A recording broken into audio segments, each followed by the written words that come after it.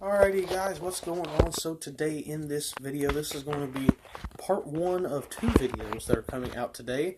The other video will be coming out the same time, around the same time. So yeah, this one here, this video, if you didn't tell by the title, is going to be how to catch bigger fish than everybody else that you're fishing near. Basically, if you're living in a small area or a big area, wherever you live, you pretty well know what people fish, right? Most of you guys probably do. Most of you guys know what works around your area. Best thing to do is if the fishing is starting to get tough or you're sick of catching little 1.5 pounders, which, I mean, still a lot of fun, but if you want to catch that big fish this year, these baits are how you can do it this year. Now, I actually forgot one of the baits, but I'll tell you what it is now. And that is the old trusty Whopper plopper 130. Now you can get the 190. I really don't have the equipment to throw it, but the 130 is a great size. It's bigger than the 110 and the 90, not the 190, just the plain little 90. But it's not as big as the 190. So basically, it's a perfect size. It really is a perfect size. I caught my personal best last year on it. It was a 5-pound, 2-ounce fish. I know that's not giant, but still, it was on the first cast, and it was a really big fish. So, yeah. Anyway, let's go ahead and get into the rest of it. So, something that I've noticed around here is that nobody really throws big worms. I can only think of 2 people that I know that throw big worms, and they mainly throw these old monsters. This here is a green pumpkin, 10.5-inch old monster. Now, something that I've actually started to acquire. Okay, I thought I dropped something. But anyway, something that I've started using last year was the Strike King bullworm, and I actually forgot that too. That's how my videos usually go. Usually this right here, I would delete it and start over, but no, you know what? Let's leave it. Anyway, so the Strike King bullworm, I use the 8-inch a lot. The 10-inch is just a little bit too big in my opinion for small pond fish. Now, if you're fishing offshore in a big lake, that's a little bit different. But just for, small pond bass, the 8-inch is about the right size. And you can use it in lakes as well, and you can still catch big fish. So that one there is a really good one. I've caught a lot of fish on the bullworm. Then next, a bait. Oh, there it goes. Sorry about that. This jig had a piece of skirt underneath the camera. I was trying to pull it out and it ended up moving the camera. Sorry about that. Next is a big jig. This here is not actually the biggest jig I own. This is what is this, Strike King something or other. I don't actually remember, honestly, to be 100% real with you guys. I don't even remember buying this jig. I don't know where I got it, but I know it's a Strike King and it has rattles. That's basically the only thing I know about it. But yeah. And all this stuff, if you say, let me move this as I'm talking, if for some odd reason I'm talking too quick or something like that, and you guys can't really understand what I'm saying, I will have all of these baits in the description, no links or anything, because I honestly I'm not smart enough to do that yet, but I will have the names and the colors that I throw down in the description for you guys. That way you guys can go off of there and go on Tackle Warehouse or eBay or whatever. Next is another jig. This here is the biggest jig I own. It is a pretty good sized jig. I'm actually thinking about tomorrow buying another one of these jigs in a different color. That is the Strike King Denny Brauer structure head jig. This is a 1-ounce jig.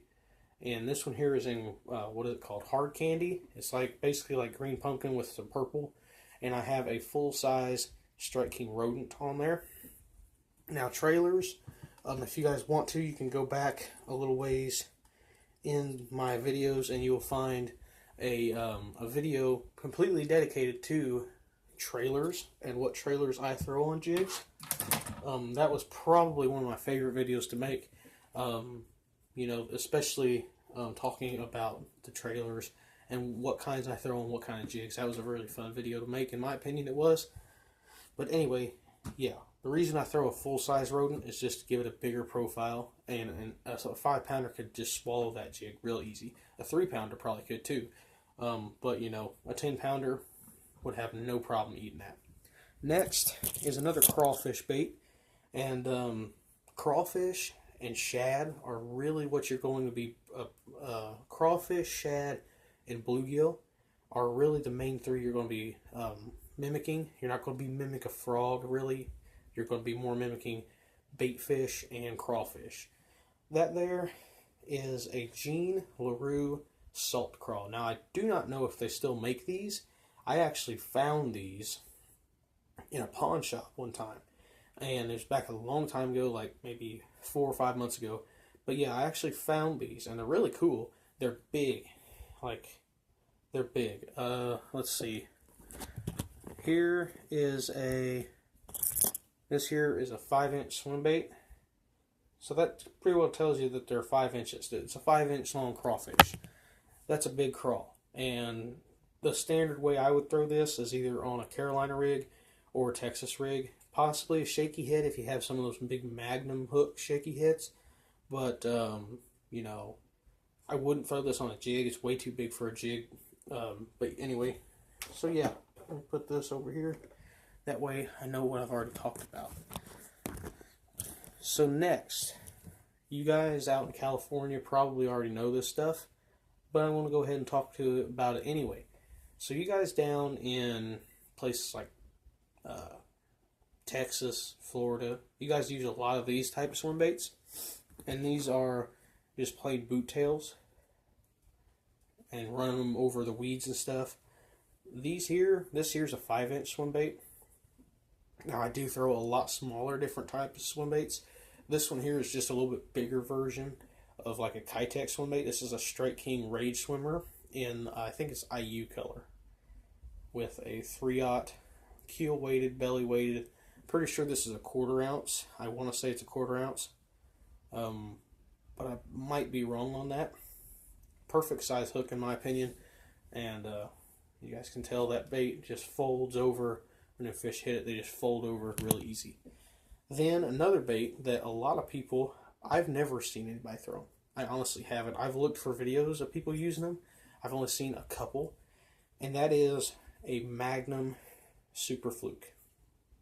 Now the hook that I use on these, you can't use no 2/0 EWG Gamakatsus on this, which are in my opinion probably one of my favorite hooks. You can't use that on these or on big 8-inch worms or anything like that. These baits, big baits equal big hooks equal big fish.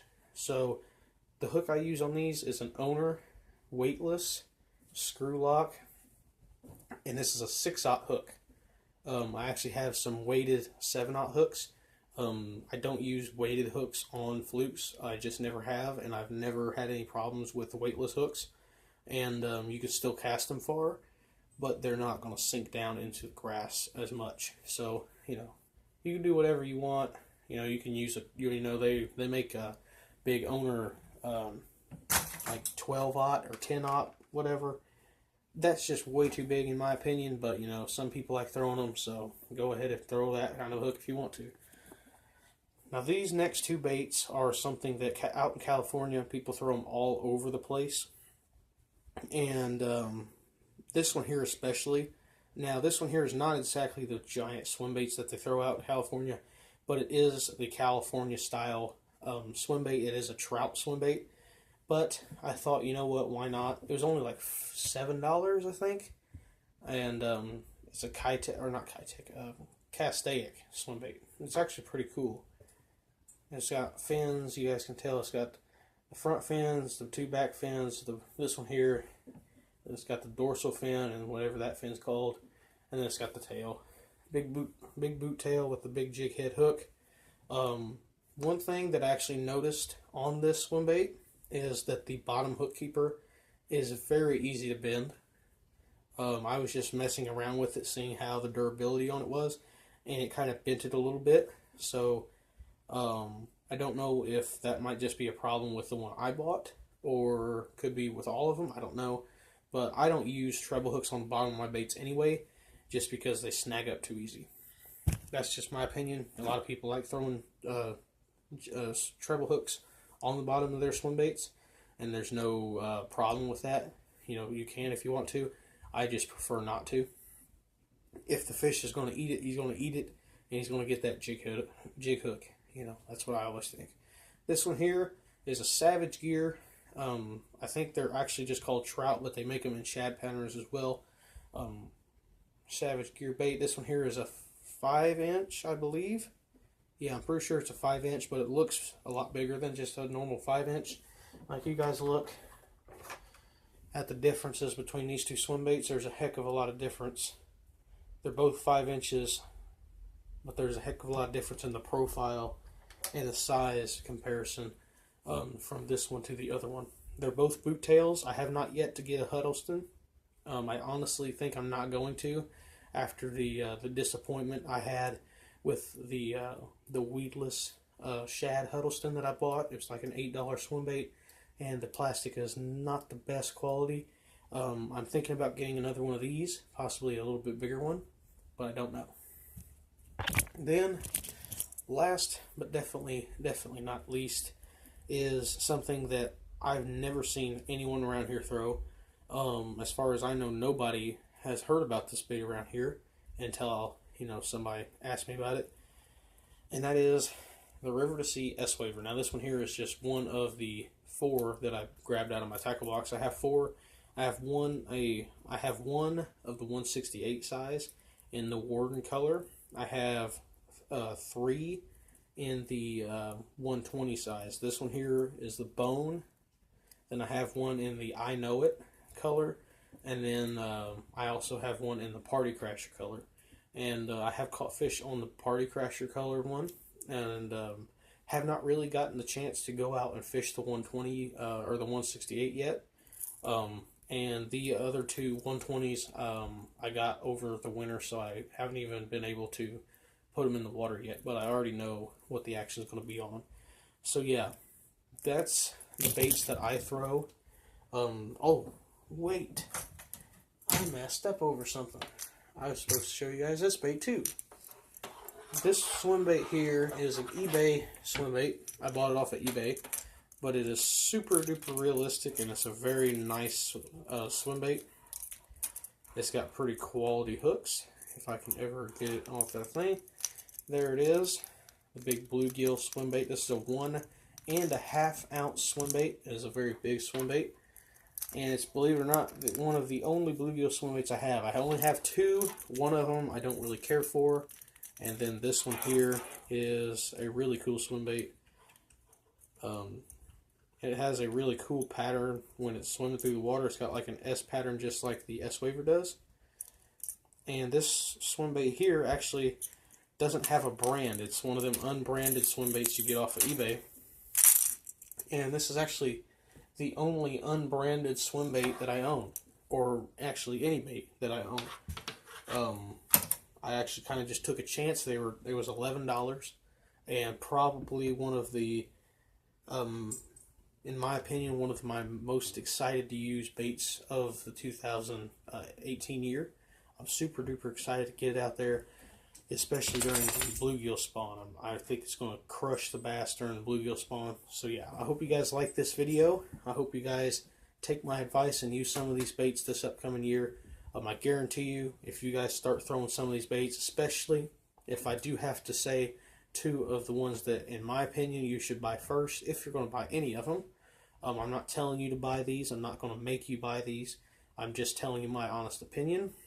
Number 1 being the Whopper plopper 130, and number 2 being the 8-inch Strike King bullworm. And if I had to put a number 3, honestly, number 3 would probably be an S-Waver. Now you can buy the 120. If you have big enough gear, you can throw the 168. Just the 168 is a little bit too big for some of my stuff that I throw it on. So I definitely am not going to get one of the 200s. I actually have an opportunity to buy a 4.5 ounce 9-inch shad swim bait for $10 on eBay, but I don't know.